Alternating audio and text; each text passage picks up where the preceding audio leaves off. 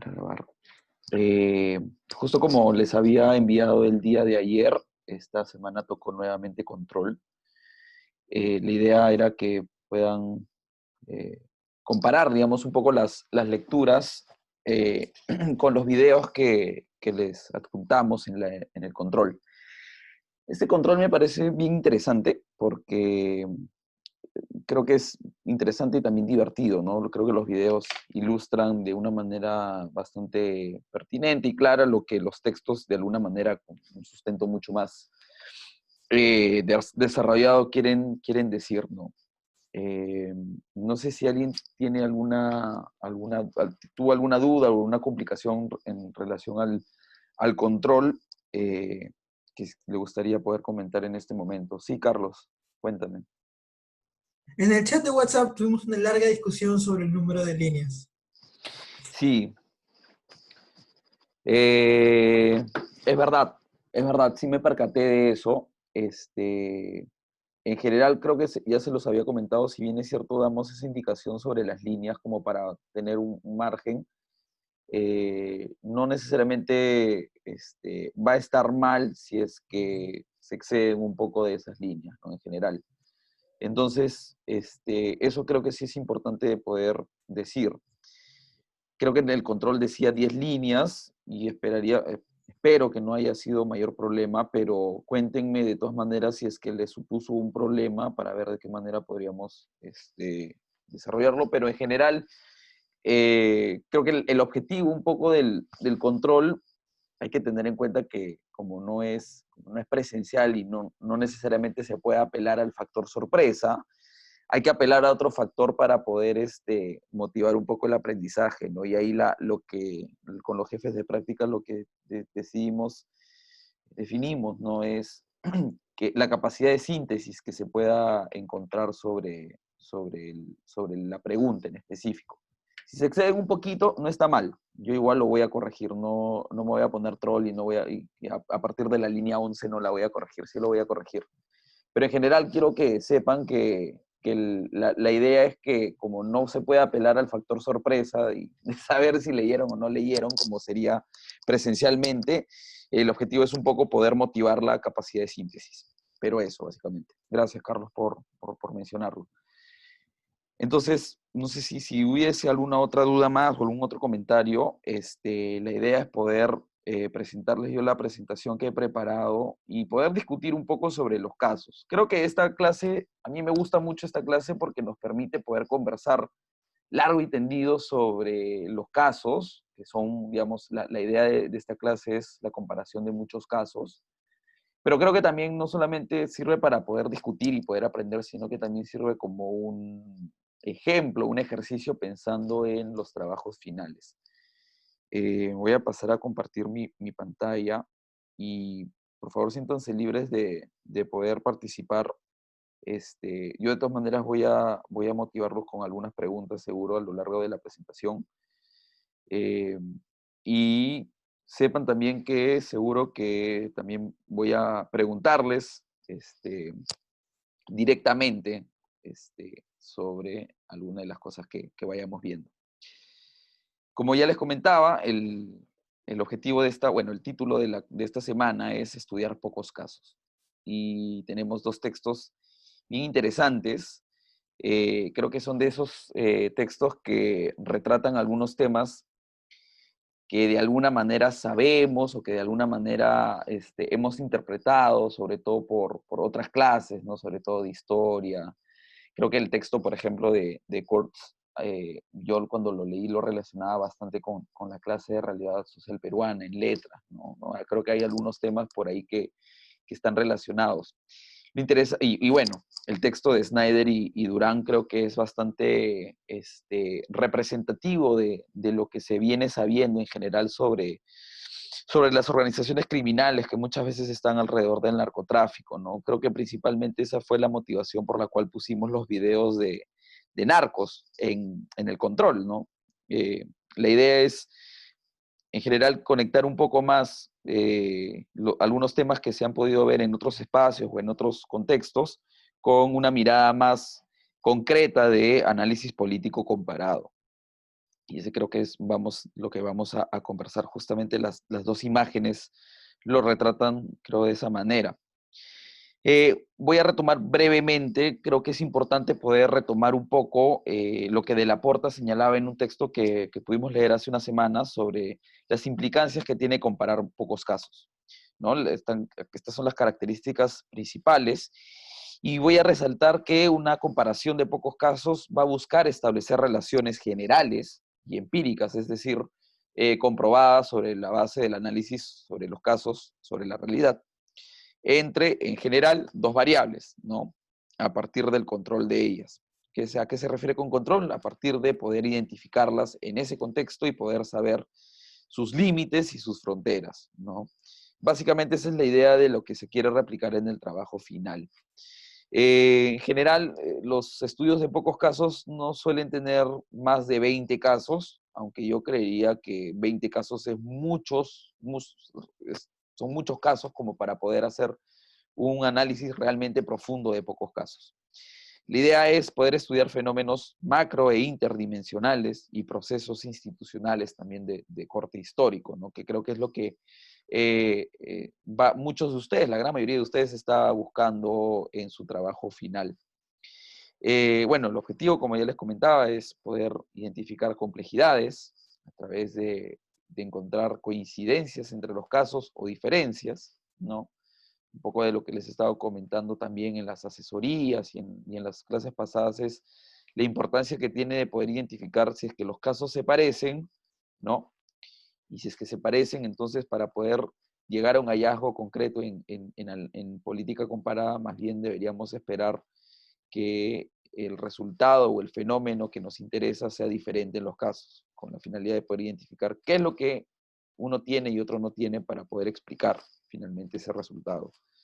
Del otro lado, también podría ser que existan dos casos muy distintos, pero que finalmente logran el mismo objetivo, o la misma llegada, o el mismo resultado. Y eso se podría deber a que comparten un factor común que nos lleva a explicar por qué sucede en un caso, por qué sucede en algunos casos algún fenómeno político y en otros no. El instrumento, creo que bastante importante, es la narrativa. Para puntualizarlo, ¿no? Creo que el trabajo final busca que ustedes puedan, a partir de la revisión bibliográfica que se haga de los textos, como renarrar, recontar un poco los sucesos, los hechos, y poder darles una interpretación a la luz de una perspectiva teórica o de otros textos que también hayan tratado temas similares. La explicación, creo que esto es un poco más extenso, pero en resumen, va a buscar una comprensión genética, si se quiere decir, a partir de la identificación de causas internas, es decir, de cuestiones que se pueden identificar dentro de los casos o a partir de los casos para poder explicar el fenómeno en concreto. Y creo que parte de lo que más o menos también les estaba señalando es lo de la construcción del argumento, ¿no? Creo que la comparación de pocos casos forma parte bastante o caracteriza estos estudios clásicos de sociología política o los primeros estudios de política comparada, en los cuales se construían los tipos o los modos ideales, digamos, de estados o de tipos de gobierno o de sociedades políticas a partir de estudios de pocos casos. Pensemos, por ejemplo, en el texto de Barrington Moore, que tuvo como objetivo construir grandes generalizaciones sobre cómo se llevan a cabo las revoluciones a partir de un análisis de pocos casos, como 7 casos creo que eran, ¿no? Entonces eso básicamente para poder ilustrarlo y poder recuperarlo para esta clase. Primero voy a pasar a contar brevemente esta parte del texto de Kurtz y voy a dejar abierto un poco para que ustedes vayan contando un poco qué apreciaciones tienen sobre este argumento. ¿Qué es lo que se pregunta Kurtz en su artículo? Es cuáles son las circunstancias o bajo qué circunstancias se inicia un proceso efectivo de desarrollo institucional. El objetivo es explicar la divergencia que tienen dos países o dos casos que se parecían mucho en un primer momento, ¿no? Que eran muy parecidos, pero que tienen resultados muy distintos, ¿no? El resultado distinto está en el nivel de desarrollo institucional que presenta. Entonces, Kurtz, ¿qué es lo que va a hallar, ¿no? O sobre qué se va a sostener? Va a decir que el desarrollo institucional va a depender de cómo se lleva a cabo el proceso de construcción estatal. ¿A qué nos vamos a referir con construcción estatal? Específicamente al proceso inicial de construcción del Estado, porque también podríamos interpretar que el Estado nunca deja de construirse, ¿no? Las instituciones se van a seguir creando, las capacidades se van a seguir incrementando, pero vamos a considerar construcción estatal como ese primer momento en el cual se construye un Estado. Pensemos principalmente en la época o en la etapa posterior a la independencia de ambos países. Lo interesante de este texto es que va a señalar en la sociedad, ¿no? O en las relaciones sociales en general, condiciones para poder tener un buen o un mal proceso de construcción estatal, en simple, ¿no?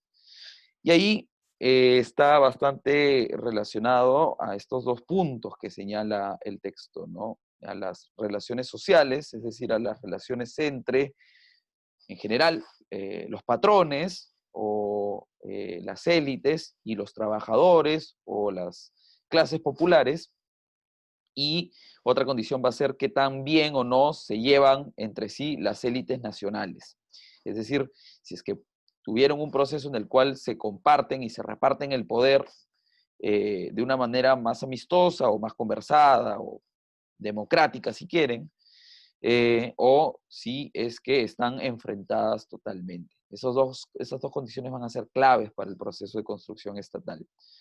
Eh, Alguien que quisiera agregar algo a este punto, ¿qué podríamos pensar sobre cómo eran las relaciones sociales y la relación entre las élites políticas en el caso peruano, que es el que más conocemos, luego de independizado, bueno, ya hace precisamente 200 años, ¿no? Que estamos por cumplir los 200 años de independencia. Sí, Carlos, te voy a dar la palabra. Dale. Y bueno, Kurtz es así. Siento que ya lo he leído antes en Teoría del Estado, también ha explicado el mismo caso, así que lo que puedo decir de él es bastante simple. Perú, como señala él, tenía unas relaciones agrarias mucho más feudales, semifeudales de hecho es el término, pero un trabajo donde no se podían ir los campesinos, frente al caso chileno donde sí se podían ir. De hecho, no sé si campesinos es la palabra correcta, quizás siervos sería mejor. Y nuestras élites se llevaban en perpetuo enfrentamiento. No lograron hacer un proyecto colectivo, las élites de Lima se enfrentaban a las regionales porque veían un riesgo perpetuo en que un poder central fuerte podía actuar contra sus intereses. Entonces, precisamente porque haría cuestiones como defensa nacional, lo que involucraría precisamente armar esos campesinos oprimidos, etcétera, etcétera, etcétera. Me parece interesante lo que dices, ¿no? Sobre los usos de los términos. Y creo que eso es bastante importante en general para este texto, pero sobre todo si es que estamos pensando en análisis históricos, ¿no? Porque, claro, en sentido común nosotros podríamos pensar que campesino es todo aquel que trabaja la tierra, por así decirlo, ¿no? En general. Pero también podríamos decir que campesino, o el término de campesino más bien debiera ser usado en el sentido que un campesino tiene la posibilidad de poder trabajar la tierra o no trabajarla, o de mantenerse en la relación laboral o de no mantenerse en la relación laboral. Y por eso me parece interesante que señales siervos, ¿no? Y las características también, por ende, feudales de la organización probablemente del trabajo y de la tierra en ese entonces. Sí, no sé si le voy a dar la palabra a ver, voy a Michael sobre cómo podríamos caracterizar de acuerdo al texto a las relaciones sociales y a las élites nacionales en el caso chileno.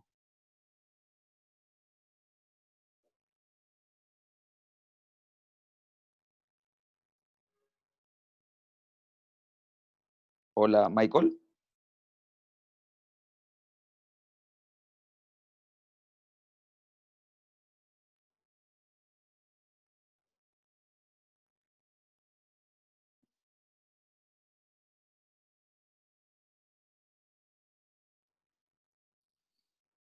Bueno, le pregunto entonces a Nicole, ¿qué nos podríamos decir sobre el texto? ¿Qué es lo que dice sobre Chile en específico?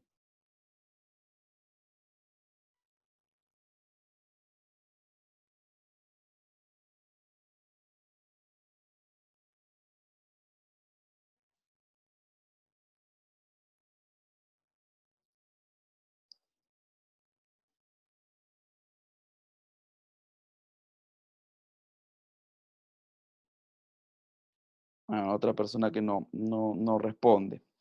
A ver, le pregunto a Winnie entonces, ¿qué nos podría decir sobre, sobre Chile, el texto, en relación a estas dos condiciones? Hola, ¿me escuchan? Sí, te escuchamos. Ah, ya. Primero lo que me puedo acordar es sobre Chile a nivel de élites, era que, o sea, a pesar que tenían conflictos de intereses, al final ellos pudieron, o sea, como que llegar a un consenso de necesitan construir, de fortalecer su Estado, a diferencia del Perú, que las élites también estaban en constante enfrentamiento. Y también me interesó mucho la relación social, las relaciones sociales entre los campesinos, si se podemos llamar así, con las mismas élites, porque, o sea, también mencionaban que no había tantos conflictos por la desigual distribución de tierras como había en el Perú. Entonces, si bien no era una relación con por ejemplo, si bien las élites no pagaban lo que se debía a los campesinos y otros problemas más, no hubieron tantos conflictos entre ambos bandos, por decirlo de esa manera, como sí hubo, por ejemplo, en el Perú, y también eso mismo hizo que se pueda trabajar para la construcción del Estado y también para la defensa del territorio y los intereses nacionales, ¿no? Porque, o sea, también mencionaban que en el Perú, por ejemplo, en la Guerra del Pacífico no querían, como se mencionó antes, la élite darle armas a los campesinos, por lo mismo que tenían miedo que se levanten. En cambio, en Chile como que invirtieron en eso, los armaron para que puedan luego poder defenderlo, ¿no? Eso me interesó demasiado. Gracias, Winnie, por la participación. Eso es bien interesante, ¿no? Porque lo que señala más bien el texto es que, y en la línea de lo que dices, más bien parecía que, voy a ser un poco simplista, pero las élites peruanas durante el siglo XIX, que es el primer siglo, digamos, en el que se construye el Estado, estaban enfrascados en unas luchas más bien que parecían hasta infantiles, ¿no? En las cuales se luchaban por el poder de manera constante, en la cual se redactaron no sé cuántas constituciones y básicamente estuvimos en un periodo de conflictos, de guerra civil permanente, ¿no? Eh, y, digamos, también es bien interesante sobre las relaciones sociales que existían, ¿no? Si bien es cierto, no era precisamente, no existía un capitalismo agrario, por ponerle un ejemplo. Ahí, por ejemplo, Manuel también en el chat nos indica esas cuestiones, ¿no? Que no tiene necesariamente una, un régimen represivo contra la mano de libre en el campo, y eso permite que efectivamente se pueda, como también dice Winnie, eh, invertir en los trabajadores para que puedan formar parte de las Fuerzas Armadas y poder construir un Estado. Eso es bien importante. En general, la construcción de las Fuerzas Armadas, dentro de la teoría de la construcción del Estado, o la teoría de Estado en general, es un factor muy importante para poder construir, digamos, Estado y por lo tanto lograr desarrollo institucional. Acuérdense que de acuerdo a Weber, digamos, el Estado se debe caracterizar por monopolizar la violencia, ¿no? Y el monopolio de la violencia se consigue a partir de la construcción de una fuerza armada y de su profesionalización. Es bastante dramática esta anécdota, ¿no? Que creo que Winnie señala, y que también era algo que motivó a González Prada en su entonces de poder señalar los males del Perú, ¿no? ¿Cómo iba a ser posible que las élites no quisieran o no querían darle armas a los campesinos o a los indígenas o a la gente o a los trabajadores para poder armarse y defenderse contra el invasor por miedo a que reaccionen contra ellos? Es decir, estaba en juego la supervivencia del país o de la insípida o identidad nacional en construcción, y aún así preferían sus propios intereses. Entonces ahí se da cuenta de esto, ¿no? Me parece bien interesante. Hay un texto que leí hace poco, eh, si les interesa un poco más este tema histórico, que es de una historiadora que se llama Cecilia Méndez. Ella lo que señala es que, por ejemplo, la lucha contra Sendero Luminoso durante los 80 y 90 tuvo un gran respaldo en las comunidades y también en rondas campesinas, ¿no?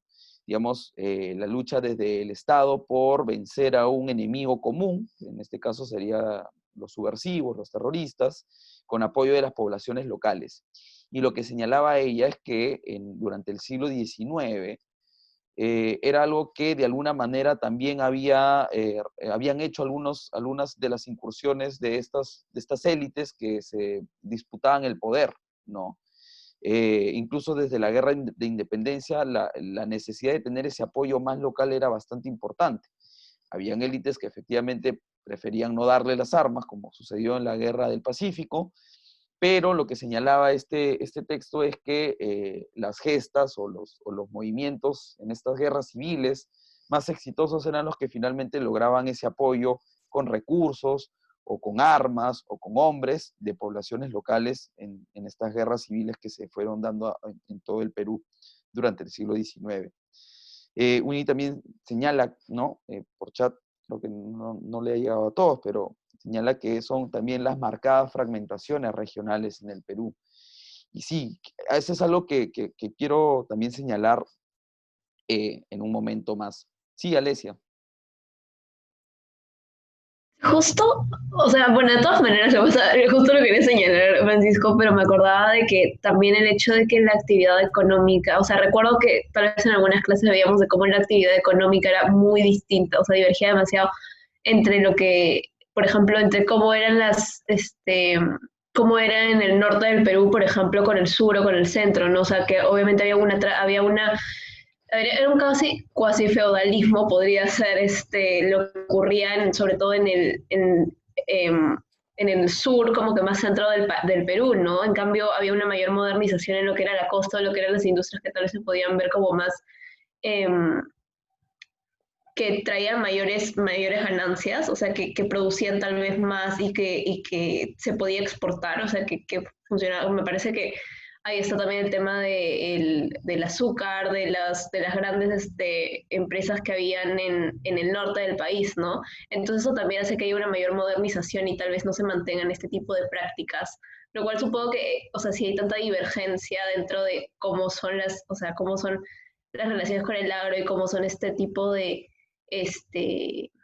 como que ese tipo de mecanismos que se utilizan para la extracción de recursos, entonces también tal vez no habría un plan tan conjunto o sea, como en salir, o sea, en mejorar tal vez las condiciones, ¿no? Porque habían muy distintas dependiendo de la zona, divergían bastante.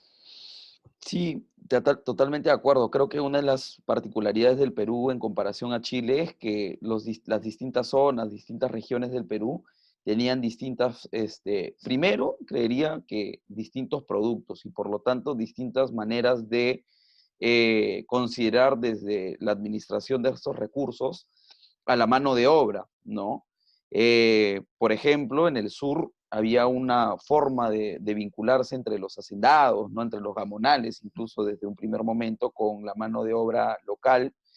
Y pensemos que también en el norte, si bien es cierto, existió un primer desarrollo más agroindustrial o protoagroindustrial, también existía un régimen represivo, ¿no? Una de las cosas que también se hacían en el norte y por los cuales creería que fue uno de los factores de larga data que gestaron la creación y la fundación del APRA, fueron estos mecanismos de enganche, ¿no? En los cuales los hacendados subían, digamos, a las alturas y traían trabajadores hacia la costa, hacia los grandes emplazamientos agroindustriales, donde estaba la caña de azúcar, por ejemplo, y los mantenían, digamos, endeudados de manera permanente. Finalmente también era una manera represiva. Y eso lo hacían porque, claro, en la costa no había tantos trabajadores como en ese entonces sí había en la zona andina. Ahora nos parece raro, ¿no? Porque En un primer momento, probablemente durante el virreinato, incluso viniendo ya desde antes, la zona más poblada del país siempre fue la zona andina, y ahora ya no lo es, ¿no? Pero sí, creo que estas particularidades también conforman distintas diferencias de las propias élites a nivel más local, ¿no? Sí, me parece interesante eso también de tener en cuenta. Seguro que también lo vamos a seguir tratando ahora. Sí, ¿quién más está? Carla, creo. Sí. Sí, Francisco, soy yo. Bueno, cuando leía el texto se me ponía a pensar, bueno, el autor habla sobre el desarrollo del Estado, o sea, de las instituciones, del Estado así como institución, ¿no? Del state building. Ujú.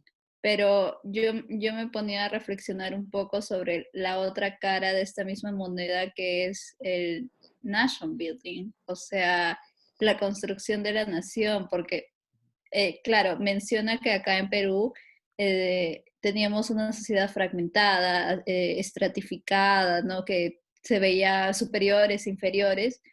Y lo que me sorprendió es que, bueno, yo no sé mucho de la historia chilena, ¿no? Entonces aquí un poco me estaba culturizando. Y me sorprendió que, por el contrario, los chilenos tenían esta suerte de comunidades dentro de las haciendas, tanto así que se desarrollaba la educación, la salud entre ellos. No había tanta competencia, ¿no? Es como, o si la había, era como que sabían que si todos mejoraban, al final mejoraba la comunidad en general. Entonces, yo me ponía a pensar qué factores pudieron haber promovido esta idea de nation building aquí en Perú. Porque, o sea, siento que el autor menciona algo como representatividad, o sea, que realmente quienes estén en el gobierno sientan que están, que correspondan a sus propios intereses. Tenía esta idea que, como mencionabas, de identidad nacional, o sea, sentir que efectivamente pertenecen al país que integran, cosa que no sucede, pues, no sucedió acá porque, o sea, los indígenas eran como que estamos sirviendo a otros y esta idea de la otredad. Y luego también me ponía a pensar en el tema de poner en agenda las políticas de cada sector de la población, ¿no? O sea, no solamente concentrarse en la ganancia propia de las élites, sino también preocuparse por el otro. No sé si más o menos, o sea, estaría en lo correcto o si hay algún otros textos que que me ayuden a comprender más, porque sí me llamó la atención este aspecto. Sí, qué interesante lo que comentas, Carla. Te has adelantado un poco a lo que quería decir, pero lo voy a comentar brevemente. Y luego le doy la palabra a Carlos para poder seguir continuando. Pero a mí me parece que un poco de lo que se desprende, y sobre todo pensando en este texto de Benedict Anderson, Comunidades Imaginadas, que lo que señala es que, por ejemplo, ¿no? En el caso de Francia se pudo construir un Estado-nación porque hubo un proceso desde el Estado para poder transmitir y estandarizar, por así decirlo, un mismo sentido de identidad. Anderson decía que desde París, a través de los medios de comunicación, pero sobre todo a través de la escuela, se pudo transmitir esta idea. En primer lugar, se pudo estandarizar a la lengua, al francés, como la lengua de todo el Estado, digamos, y de toda la nación. Y a partir de eso, y a partir de los medios de comunicación, se fueron transmitiendo ciertos conocimientos, o ciertas ideas, ciertos conceptos, que finalmente estandarizan en una misma idea, en una misma comunidad. Por eso dice comunidad imaginada. Las comunidades no nacen, sino se construyen, ¿no? ¿Y qué es lo que pasa en el caso de Chile? Y para mí a mí me parece que el texto lo deja entrever, no lo menciona de manera explícita, pero es un poco perverso. La posibilidad de que en Chile pudo haber digamos, en primer lugar, que haya podido haber una incorporación efectiva de élites, pero sobre todo que no haya habido estas relaciones sociales represivas, era porque no había una diversidad étnica tan profunda como en el Perú. Y yo creo que eso es como esencial para poder entender esa diferencia. Básicamente en simple, siendo un poco ligeros, eh, la diversidad cultural o étnica del Perú, pensando en esta fragmentación que ya, por ejemplo, señalaba Winnie, o lo que ya señalaba, por ejemplo, Alesia, sobre las distintas características que tienen los territorios, también, en términos de recursos, también se representa en las características culturales de la población, ¿no? Y si bien es cierto, todos en la zona andina, o la gran mayoría, empezaron o utilizaban el quechua un poco por producto de la expansión del Tahuantinsuyo, pero también porque el propio virreinato lo indicó. Sí habían otras cuestiones que sí eran como un poco más sin solución, por así decirlo, para una estandarización de una identidad nacional. Y a mí me parece que eso es bien interesante, ¿no? También es importante que no solamente entre las distintas partes del Perú, todos son distintos, sino que la élite criolla, ¿no? Sobre todo criolla y limeña, es muy distinta en general del resto del país. Y en el caso de Chile eso no sucedía, porque en Chile básicamente lo que sucedió fue que el Estado chileno se construyó alrededor del Valle Central de Santiago, y todo lo que ahora es la Araucanía, donde vive el pueblo mapuche, fue dejado de lado por completo. Incluso, ¿qué es lo que sucedió en Chile? Luego de construido el Estado, se abocan por conquistar a los mapuches, y lo hacen ya con un Estado fuerte. En cambio, en el Perú, más bien es esa diversidad, esa gran diversidad que no puede ser canalizada, lo que un poco a la larga y por un montón de factores, podríamos pensar que hace que no tengamos un desarrollo institucional, ¿no? Eh, o por lo menos desde una élite centralizada, o que no esté tan dividida como en nuestro caso. Le doy la palabra a Carlos y luego ya voy a pasar a continuar a explicar. Sí, perdóneme por tener otra intervención, pero Dale. lo que Carla dijo me ha hecho pensar un par de cosas. O sea, fuera de la cuestión de cómo el Estado construye la nación, que ya mencionó usted, cuando ella habló de las haciendas chilenas y de cómo había cierto sentimiento de comunidad, yo pensé, sí, nuestras haciendas no lo tenían, pero aquello con lo que esas haciendas competían y robaban tierras, esas comunidades indígenas sí tenían un sentido de comunidad. Ujú. Lo curioso es que no logramos incluir esas comunidades dentro de lo nuestro. Y lo curioso es que es un pecado más que todo republicano. Es decir, porque en los tiempos del virreinato, con todos los horrores que caracterizaron sus primeros años, rápidamente cooptaron élites nativas, ¿sabes? Para incluirlas a favor de sus intereses. A los curacas, por ejemplo. Y eso eventualmente acabó con la con la rebelión de Tupac Amaru, que falló, y con esa represión masiva española, pero hasta ese momento hubo un intento de cooptar élites que no continuó en el periodo republicano. Y yo creo que la razón por la que no continuó fue precisamente por esas rebeliones fallidas en el periodo colonial.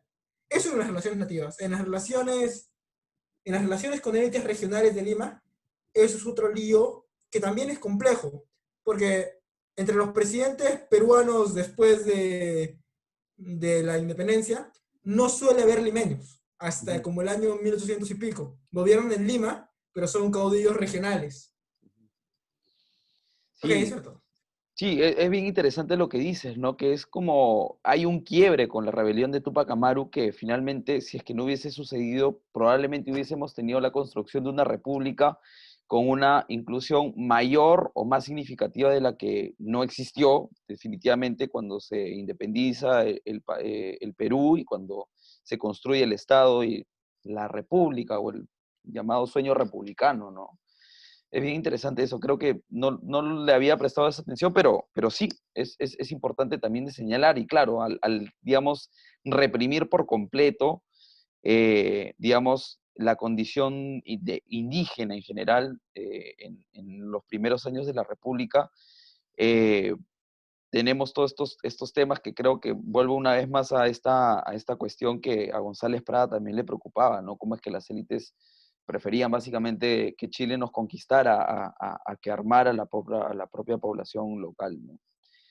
Pero bueno, continúo un poco, ya creo que hemos tratado en gran medida los aspectos que trataba el texto de Kurtz.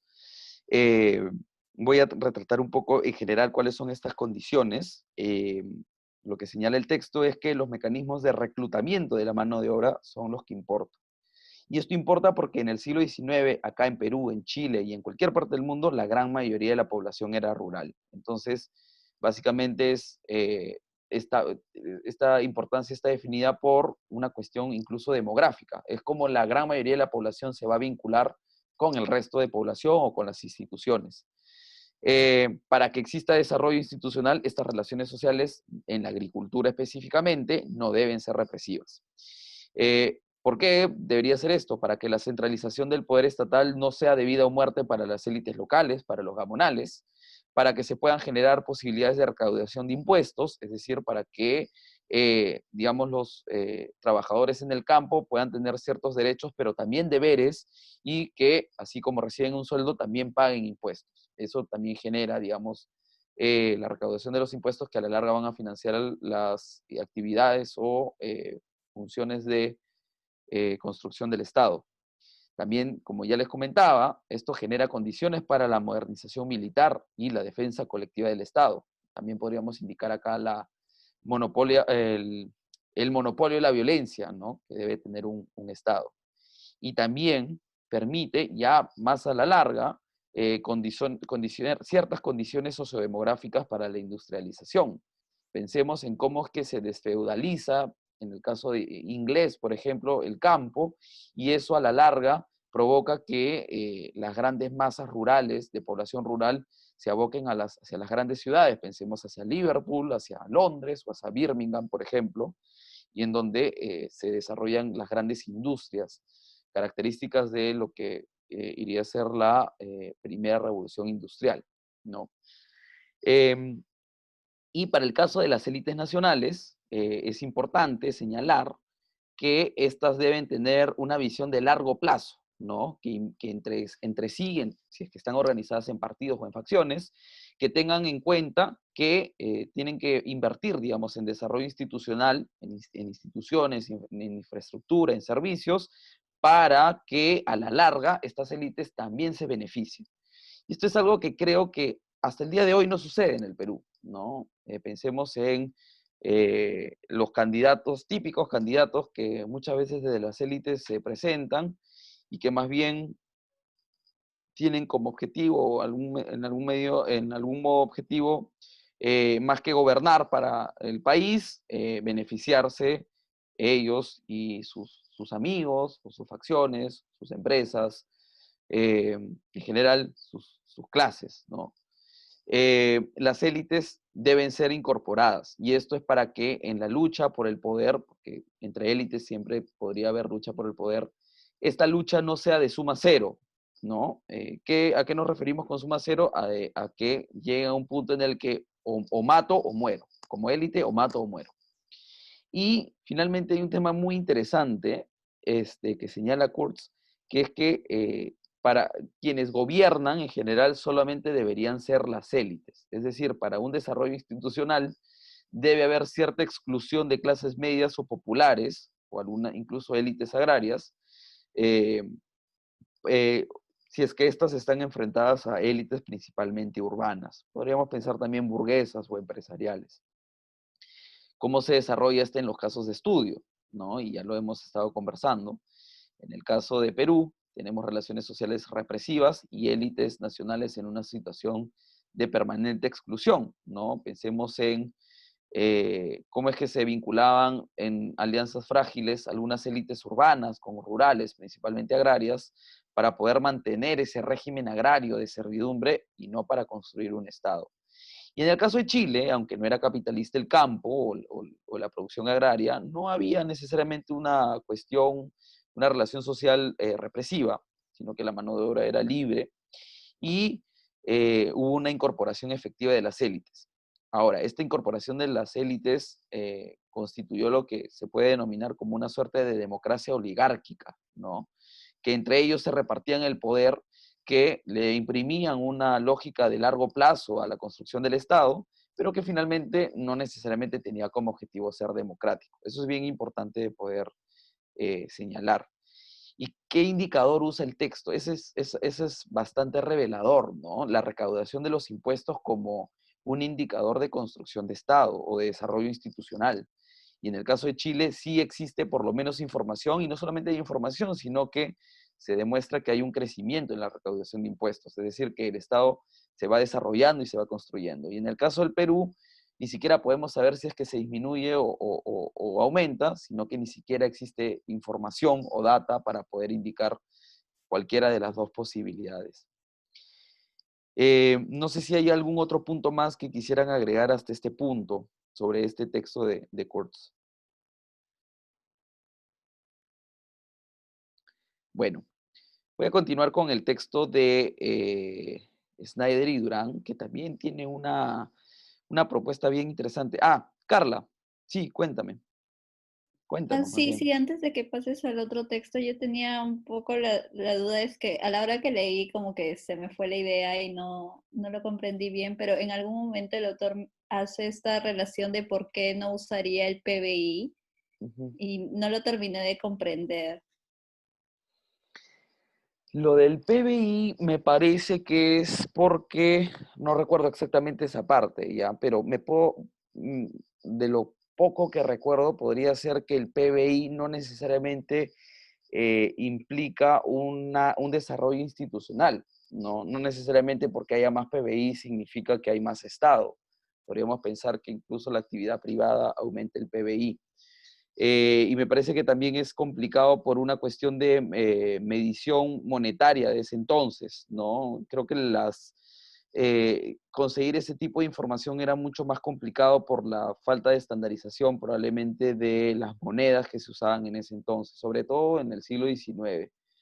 Pero me parece que podría ser por ahí, ¿no? Y por eso es que prefiere la recaudación de los impuestos. Me parece incluso también un poco más sensato usarlo, ¿no? Porque quien va a recaudar impuestos es definitivamente el Estado. Podríamos pensar que quien va a desarrollar económicamente una sociedad o un país podría ser el Estado, pero también podría ser otro tipo de actividades desde el ámbito privado, sobre todo.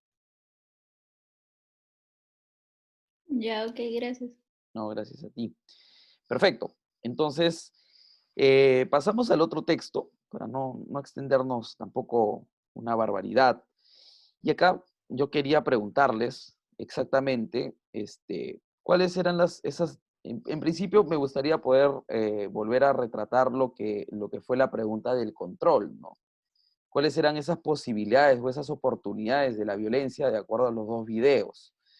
Y ahí le voy a preguntar a mm, Maritza, Sí, cuéntame. responde la pregunta. O, Sí, o- bueno, en primer lugar, creo que, como mencionan el autor y la autora, hay mucha relación, porque lo que nos dicen es que el primer caso de México, por ejemplo, cuando tú tienes este patrocinio por parte del Estado a estas organizaciones criminales, lo que tú haces es que se crea un contexto de como de negociación y esta negociación hace que los niveles de violencia sean bajos o relativamente bajos, porque pueden existir, pero, o sea, de manera muy, no como se dio en Colombia, que era en el caso de como ir directo contra el Estado, sino que es diferente. Y bueno, eso, que sí hay una relación como directa. Cuando tú los patrocinas hay menos violencia, cuando no los patrocinas o cuando este patrocinio no es regular o es muy inestable o inexistente, los niveles de violencia tienden a elevarse. sí, sí, eso es bien interesante, ¿no? Y creo que en los videos se retrataba de una manera bastante explícita, ¿no?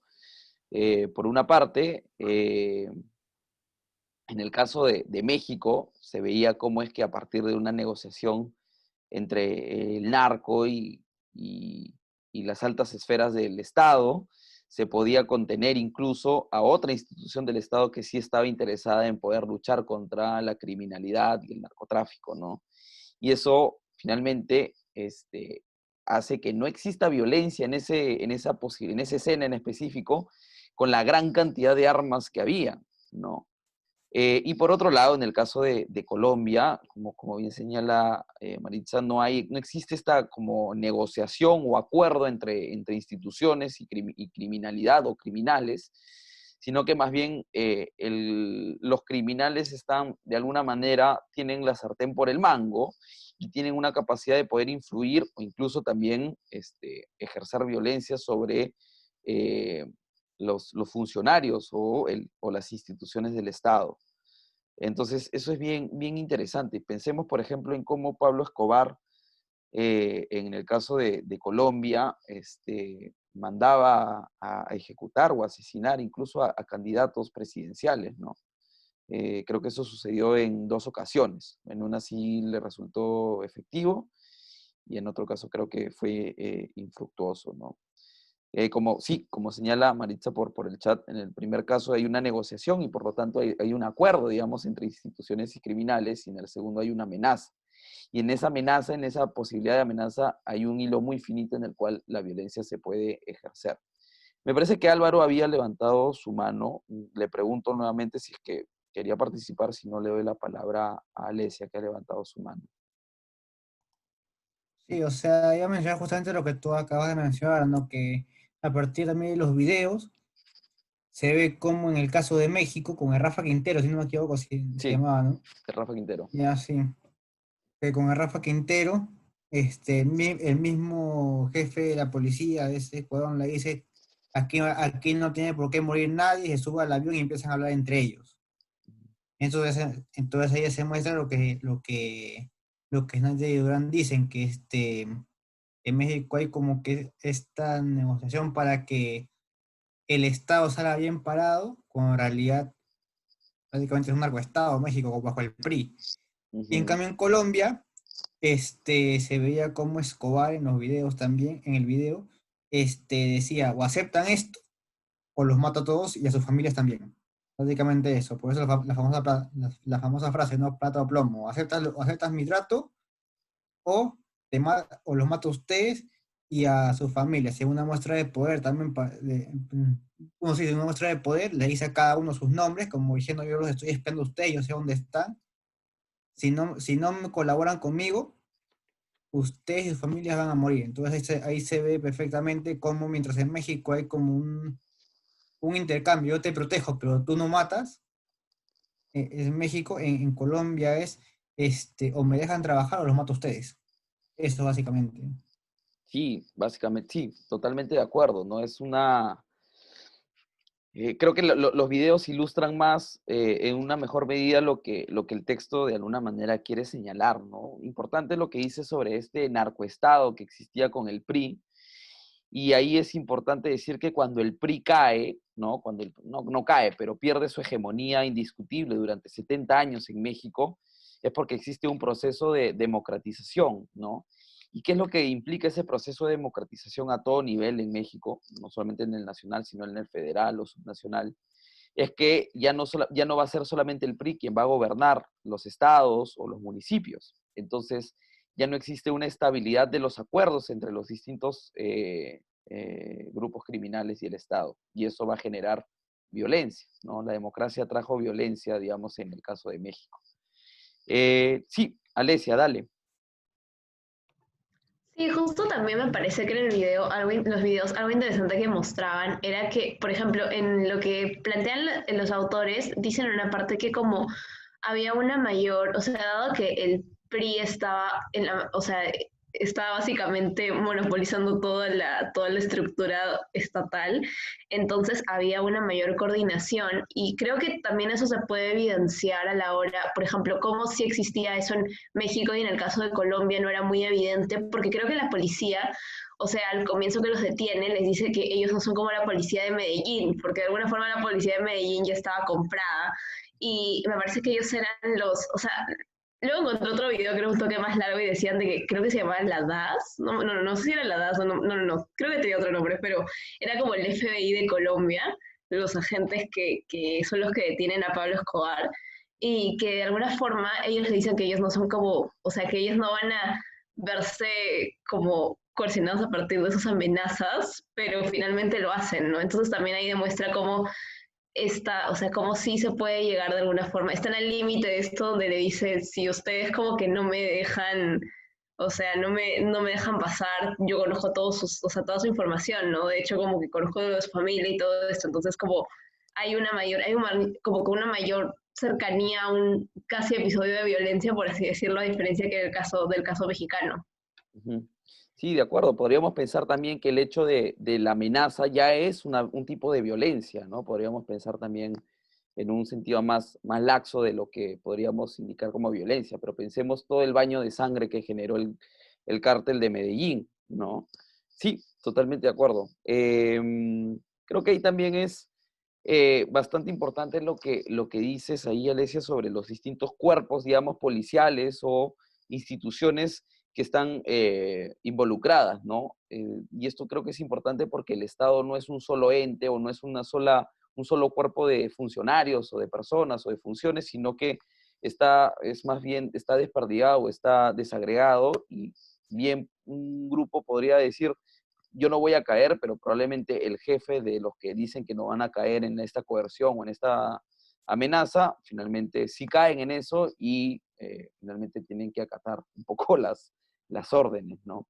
Sí, Brigitte, dale.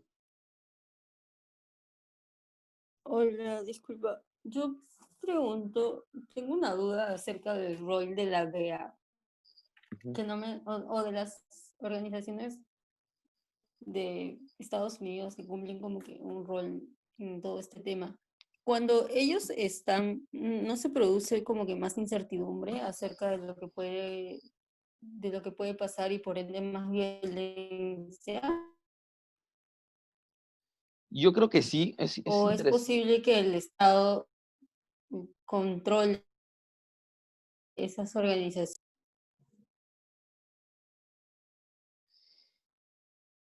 Creo que no se terminó de escuchar bien, pero de lo que he podido comprender, claro, lo que preguntas es si es que la presencia de la DEA en un país latinoamericano en específico no puede, o sea, podría como incentivar incluso la violencia, ¿no?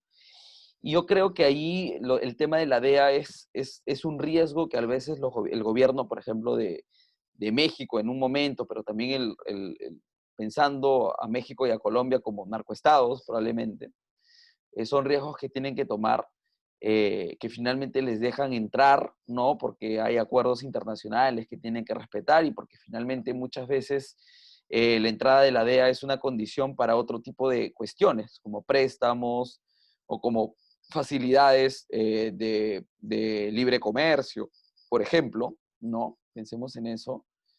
Pero al mismo tiempo también, si nos damos cuenta, no los quiero spoilear tampoco de la serie, ¿no? Pero pensemos en los límites que tenía la DEA para actuar en México, ¿no?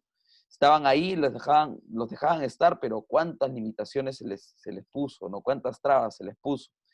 Y era un poco para proteger este State Protection Racket entre el Estado y, bueno, protegiendo a las organizaciones criminales, ¿no? Creo que eso es un poco lo que podríamos pensar. Pueden que estén presentes, pero tenían bastantes limitaciones. Si es que hubiesen estado más libres, si hubiesen tenido más recursos y más posibilidades, probablemente la violencia se hubiese desatado mucho antes. Sí, Carlos. Sí, como de costumbre, disculpándome por seguir interrumpiendo la clase, pero yo al ver los videos hay algo que quería rescatar y es que en ambos casos se tiene por lo menos a dos organizaciones protectoras en teoría, encargadas de hacer la ley, porque mire, en el caso de Colombia, precisamente como ya me dijeron mis compañeros, mencionan a la policía de Medellín, que ya está, que de acuerdo a cómo la presentan no sé si son militares exactamente, pero de acuerdo a cómo la presentan ya está completamente comprada, pero los otros no son como ellos, así dicen ellos, como ya señalaron mis compañeras. Y lo que yo digo ahí es que precisamente el texto de Snyder dice que el grado mínimo de violencia es cuando hay una organización, un protector. el problema aquí es que el problema en ambos casos, diría yo, es que que el riesgo de violencia ocurre porque hay más de una organización. En este caso, no habría violencia con la policía de Medellín porque ya estaban todos comprados. Sí, era un desastre y todo, pero no habría violencia ahí. O en el caso de México, no, el único riesgo de violencia vino precisamente porque esta organización que sí quería hacer cumplir la ley, trató de actuar frente a alguien que ya estaba protegido. En ese sentido, yo creo que era importante señalar precisamente lo que Snyder dice cuando habla de un mapa de cómo orientado ello, en el cual dice un protector, una organización, mínimos niveles de violencia, muchos protectores, muchas organizaciones, máximos niveles de violencia, el resto moderados. Ujú.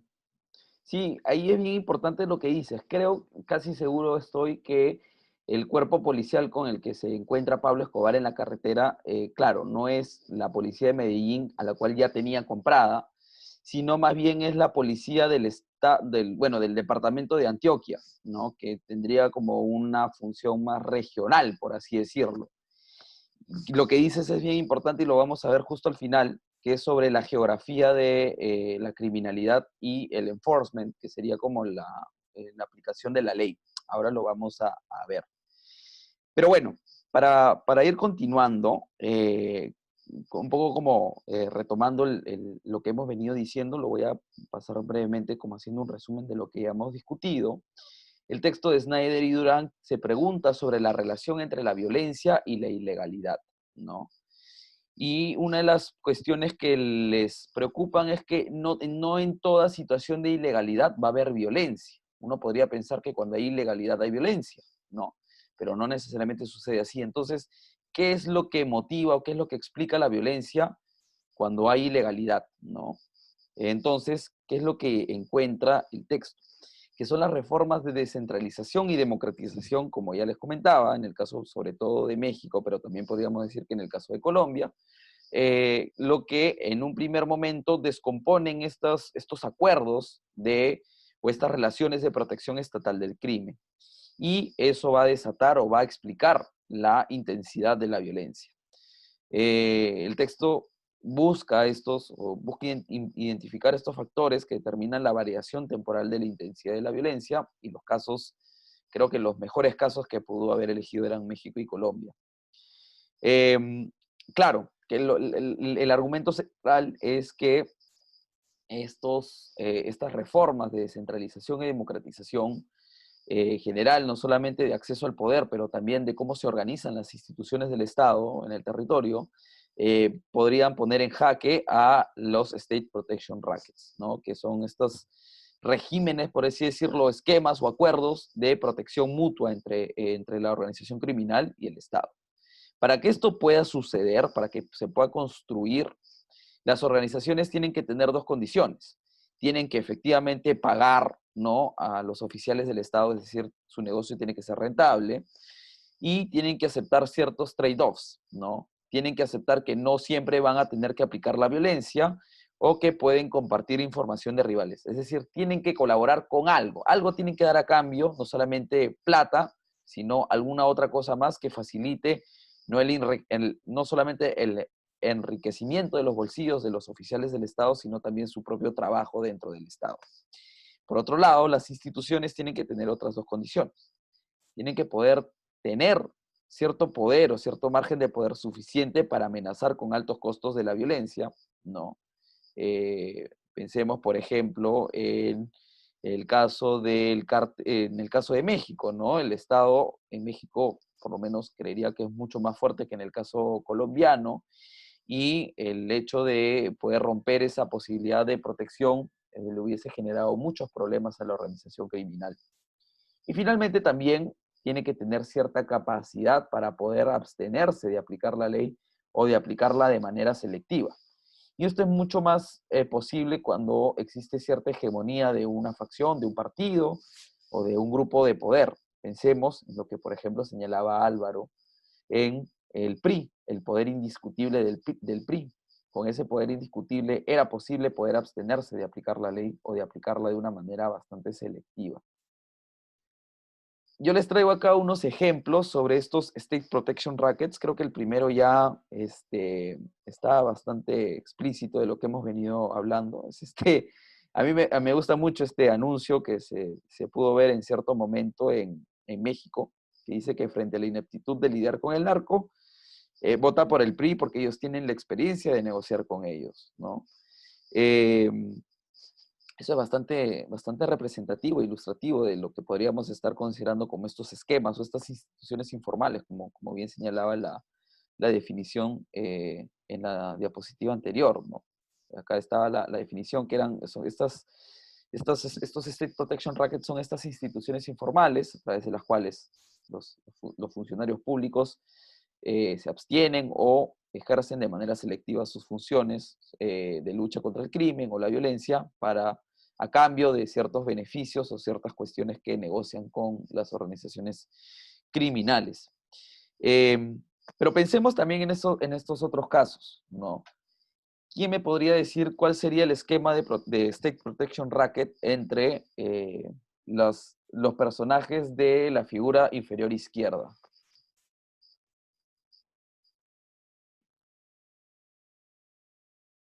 Nadie sabe de quiénes estamos hablando en ese caso.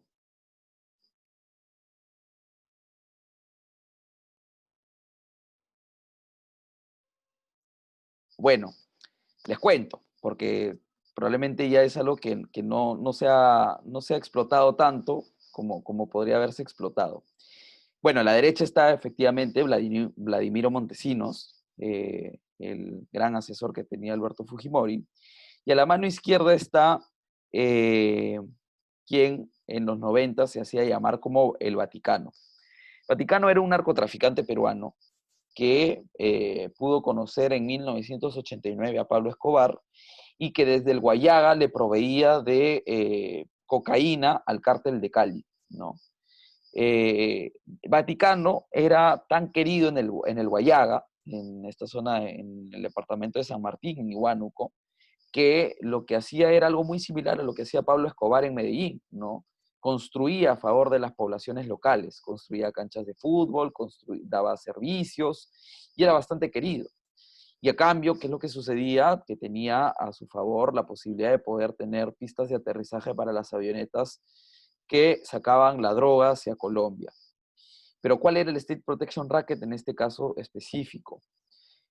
Vaticano, en el juicio que se le hizo cuando lo captura, bueno, a él lo capturan en Colombia y Colombia lo extradita a Perú, y en el juicio que se le hace, él afirma que él le pagaba $50,000 semanales a Vladimiro Montesinos para que él pueda operar con toda la tranquilidad del mundo en el Guayaga hacia Colombia, ¿no? Acordémonos que Montesinos no solamente era asesor presidencial, sino que también tenía sus tentáculos de poder en las Fuerzas Armadas y por lo tanto podía relajar por ahí un poco el control fronterizo para que puedan salir las avionetas hacia Colombia.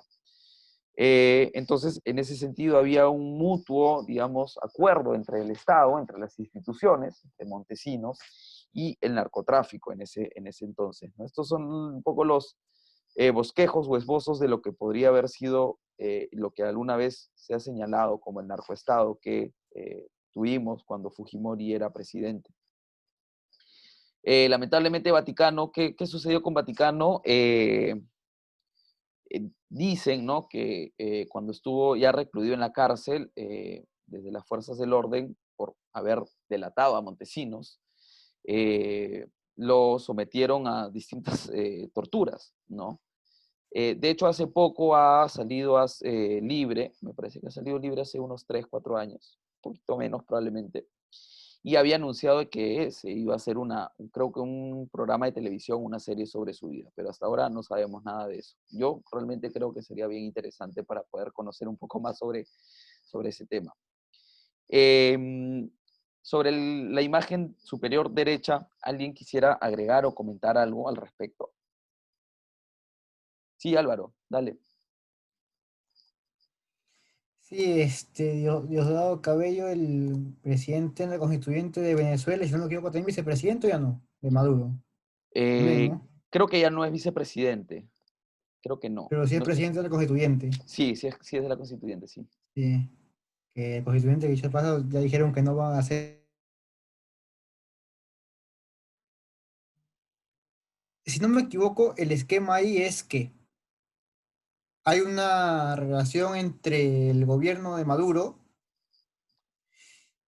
y unas guerrillas colombianas, si no me equivoco, la disidencia de las FARC y otros por ahí. Si no me equivoco, es que, eh, bueno, no estoy muy enterado de eso, pero más o menos como que he leído que a cambio de que los narcos colombianos no ejerzan violencia dentro de sus fronteras y que se queden en Colombia o que impidan el paso de determinadas personas, si no me equivoco, este, a cambio de eso, si no me equivoco, el gobierno venezolano le facilita aviones, les permite entrar a su territorio, les permite transportar las drogas por ahí. Por eso es que Colombia cada rato acusa a Venezuela de ser un narcoestado y, y al revés. Por ejemplo, famoso fue esta foto de Guaidó con los miembros no recuerdo de los rastrojos, creo que eran en Colombia. Ujú. Y ahí hubo un problema porque decían que en realidad los rastrojos fueron agentes, bueno, son narcos, pero en un trabajo que les mandó Maduro para emboscar a Guaidó y trataron de ahí dejar. Entonces, si no me equivoco, por ahí va como que los narcos trabajan para Maduro y a cambio Maduro lo deja transitar por su territorio libre, más o menos así sería. Sí, no, totalmente por ahí va el asunto, ¿no? Es básicamente con narcotraficantes que ante el aumento, digamos, del control estatal en los años anteriores, pero sobre todo ya con el proceso de paz iniciado en el caso de Colombia, ya no han visto mayor margen para seguir operando en suelo colombiano. Entonces, un poco lo que ha sucedido ahí es que se ha gestado una alianza entre estos disidentes de las FARC y otras organizaciones criminales dedicadas al narcotráfico para poder canalizar, digamos, sus negocios, ¿no? Y ahí a la par, la camarilla, digamos, de Maduro se ha visto bastante beneficiada. Bueno, en general, bastantes altos mandos del chavismo se han visto beneficiados por ese vínculo con el narcotráfico. Totalmente de acuerdo. Y el último caso que les comento, que les he traído, que creo que es un poquito más complicado, quien está en la foto es el ex dictador panameño, apellidado Noriega, que también fue procesado y fue condenado por haber usado básicamente las instituciones del Estado para negocios relacionados al narcotráfico. Me parece que Noriega fue capturado en Francia y a partir de eso fue extraditado y lo procesaron, ¿no? Pero era bien, creo que es uno de los casos más explícitos de narcoestado que se han tenido en América Latina. Pero bueno, finalmente les muestro esto que ya Carlos había estado comentando, ¿no? Que es una propuesta bien interesante que tiene Snyder y Durán en su texto, que es la geografía del enforcement y la criminalidad. Le puse enforcement porque no sé cómo ponerlo exactamente en castellano, pero podríamos decir que es la aplicación de la ley y la criminalidad, ¿no? Acá lo que intenté hacer fue como proponer la manera en la que se organizan, digamos, los protectores y las organizaciones criminales de acuerdo a la geografía, por así decirlo, para poder entender la violencia, ¿no? El caso ideal es donde hay baja violencia, ¿no? Cuando hay un protector y una organización por jurisdicción. Pensemos, por ejemplo, en el caso de Colombia, hipotéticamente, ¿no? Cuando se señala que ya la policía de Medellín estaba comprada por Pablo Escobar. Y podríamos pensar igual para Antioquia, imaginemos el cártel de Medellín también, que también tenía comprada a la policía. Y a su vez, el cártel de Cali podría haber tenido también comprada a la policía de Cali y a su vez también del departamento, ¿no? Hay otros esquemas, creo que son los dos primeros, los que tienen un cierto tipo de violencia moderada. Y acá, por ejemplo, el caso de México durante gran parte del siglo XX, ¿no? Entre el 40 y el 80 aproximadamente, cuando gobernaba el PRI, es que como había un solo gobernante, o una institución jerárquica y hegemónica, existía un solo protector para una gran variedad de organizaciones. Entonces, realmente no había muchos incentivos para esta violencia, ¿no? No había mucha competencia entre distintos protectores. Era un solo protector y todo estaba organizado. Más bien ahí la violencia estaba un poco referida yo creería que más que todo a cuestiones internas de las propias organizaciones, más que una cuestión de enfrentamiento con los protectores. Por otro lado, también tenemos lo que ha venido sucediendo desde la década del 90 hacia los 2000 en Colombia, y es que tenemos muchos protectores, ¿no? Distintas instituciones del Estado, como la Policía de Antioquia, o la Policía de Medellín, o la de Cali, y en gran medida una sola organización criminal. Podríamos pensar en un primer momento en el cártel de Medellín, que tenía gran parte del control del negocio de la droga en Colombia, pero también pensemos cuando se juntaron todos los cárteles me parece que era este grupo que lideraba Escobar en los extraditables, por ejemplo, ¿no? Y ahí, por ejemplo, una vez más tenemos este posible esquema. Finalmente, tenemos el esquema en el cual todo es muy violento. Y esto está referido, y esto se genera más bien cuando existe un proceso de descentralización de funciones del Estado o de democratización. Y acá lo que sucedió a partir principalmente entre la década de los 90 en México y en Colombia, es que estos procesos lo que hicieron fue dividir, digamos, el número de jurisdicciones sobre las cuales los protectores tienen injerencia, y a la vez también se imprimieron, digamos, sobre una serie de organizaciones. Entonces había muchos incentivos para competir entre sí por protección y principalmente por la producción y canalización del negocio específicamente. Entonces esto es lo que propone Snyder y Durán. Eh, no sé si es que hubiese alguna otra duda hasta este punto. Realmente creo que ha sido una clase interesante para poder discutir sobre estos pormenores de estos casos. Sin querer queriendo, creo que hemos hablado bastante sobre 4 países latinoamericanos que incluso podríamos también considerar para los trabajos finales, ¿no? Que cada uno está desarrollando. Creo que hay algunos casos que ya están siendo considerados por algunos de ustedes. Y eso sería, no extendería más la clase hasta este momento. Entonces, si es que hubiese alguna pregunta o alguna duda, este sería el momento para poder participar.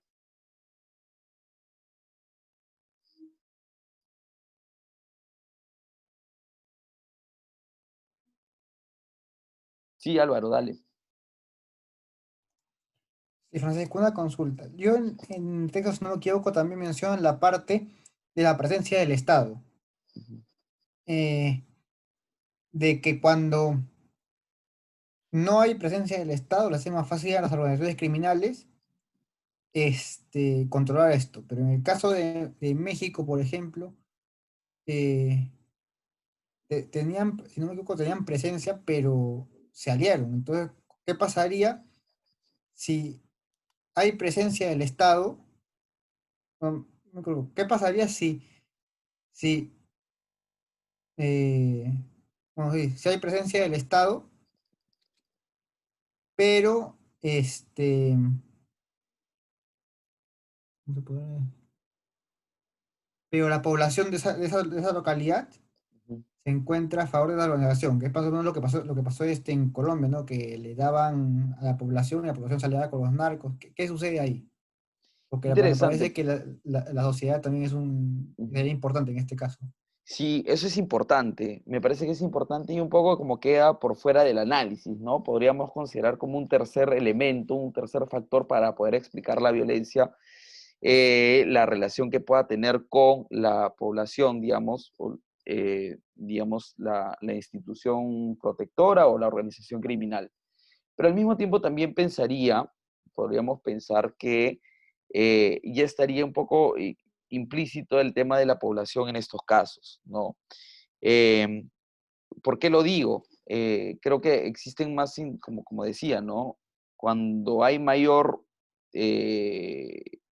democratización o descentralización, pensemos, por ejemplo, en el caso de México, luego del deterioro de la hegemonía del PRI, esto implica que existen más, que la población no solamente está más al tanto, está más expectante, sino que participa de una manera más efectiva también en decisiones o en participación incluso también política o electoral, ¿no?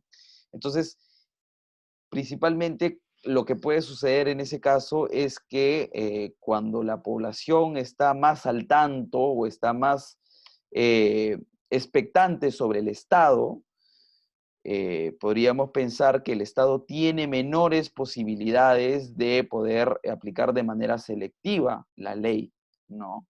Porque también va a tener que responder ante la población. El PRI podía hacerlo, pero también podría no hacerlo, porque todas las elecciones las tenía aseguradas, entonces no existían incentivos para poder que suceda digamos, esta observación, por así decirlo, de la población y hacerles caso, ¿no? Creo que eso es importante. En general, creo que cuando la población está al tanto y digamos, está exigiendo la rendición de cuentas, las instituciones van a tener menos posibilidades de responder tal como le gustaría a la organización criminal. Entonces, por ahí podría ir la respuesta, Álvaro. No sé si te queda claro. Y al revés, ¿qué pasaría? Por ejemplo, si las organizaciones criminales le ofrecen beneficios a la población del lugar y el Estado quiere atacar a los criminales, pero la población se alía con los criminales y los esconde, ¿qué sucede ahí? Más o menos. No sé exactamente qué podría suceder ahí, te soy sincero. Creo que tendríamos que pensar en qué casos ha sucedido eso para poder verlo. Pero me cuesta, no sé, me costaría un poco, igual creería que serían en casos muy localizados en los cuales la población se pone por completo del lado de la organización criminal y en contra del Estado. No sé exactamente, creo que incluso saldría por completo de este esquema de investigación, ¿no? Podríamos pensar en otros casos. Se me ocurre, por ejemplo, casos como Somalia, por ejemplo, ¿no? En África, donde prácticamente las organizaciones criminales no negocian con el Estado, sino que controlan por completo el Estado, ¿no? Eso podría ser incluso materia de otra aproximación, investigación y también teórica. Sí, eso, Álvaro. Creo que te interesa bastante el tema, me he percatado, me parece interesante. Creo que en general, sobre todo en Perú, nos falta un poco más poder investigar sobre ilegalidad y sobre todo desde la ciencia política. Justo ahora me estaba acordando de un artículo que pude leer hace un tiempo sobre la relación entre la ilegalidad y el poder político en el Callao, con el caso de Chimpún Callao, y cómo es que Chimpún Callao pudo reelegirse en tantas ocasiones y cómo Curi pudo ser presidente regional en ocasiones consecutivas. Y ahí lo que más o menos se sostenía es que el gobierno regional en cierta medida funcionaba como una agencia de empleos para los líderes criminales del Callao y su gente, ¿no? Y de esa manera se estableció una suerte de, podríamos decir incluso también State Protection Racket, ¿no? El gobierno regional de Curi se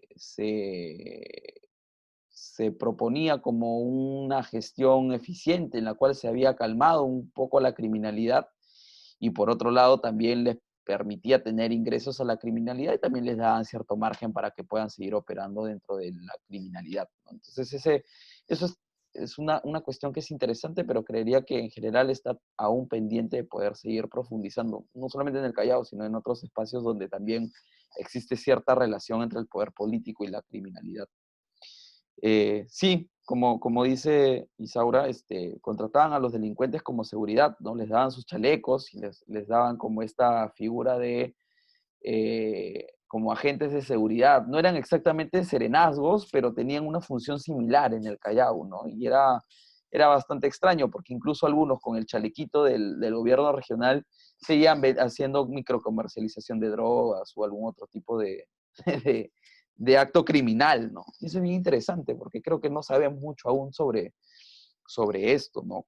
A mí se me ocurre, por ejemplo, que más bien Forsyth podría haber hecho algo así en La Victoria, pero parece que no lo ha hecho, ¿no? Forsyth, al parecer, lo que hace desde que entra a ser alcalde de La Victoria es combatir un poco a las organizaciones criminales que en gestiones anteriores en La Victoria estaban completamente imbricadas y relacionadas al municipio. Entonces, ahí eso también sería interesante en general, me parece, de poder indagar e investigar. Entonces, vamos dejando hasta este momento la clase. Yo igual me voy a quedar un ratito más, en caso alguien quisiera poder comentarme algo sobre su trabajo, sobre lo que viene avanzando, pero ya hasta este momento serían libres de poder abandonar la sala de Zoom. Gracias por el tiempo y seguro que ya les estoy compartiendo la presentación y también el video de la clase.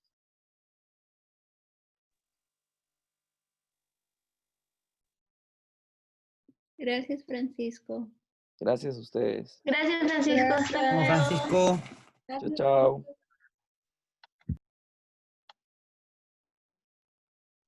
Un placer como siempre, profesor. Gracias, Carlos. Nos vemos. Gracias. Hasta luego. Hasta la próxima clase.